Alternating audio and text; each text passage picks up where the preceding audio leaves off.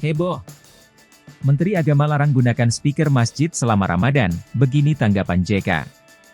Kementerian Agama RI mengeluarkan aturan melalui surat edaran Menteri Agama, Menak, Yakut Kholil Qomas terkait penggunaan speaker, pengeras suara, masjid selama Ramadan 1445 Hijriah, 2024.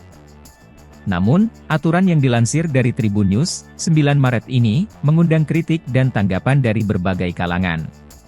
Sebab, aturan penggunaan speaker luar dan dalam serta durasi penggunaan pengeras suara. Pertama soal volume pengeras tidak boleh lebih dari 100 dB, 100 desibel.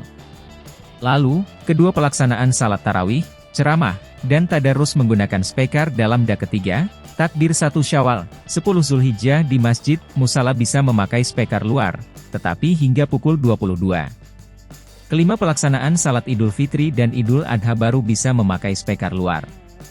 Menanggapi ini, Ketua Umum Dewan Masjid Indonesia, Ketum DMI, Jusuf Kalla, JK, menghimbau masyarakat bijak menggunakan toa atau speaker masjid. Jangan seperti bertanding speaker atau toa masjid, tetapi diatur secara bijak. Menurut JK, jika diatur dengan baik, maka akan terdengar syahdu dan enak didengar saat azan.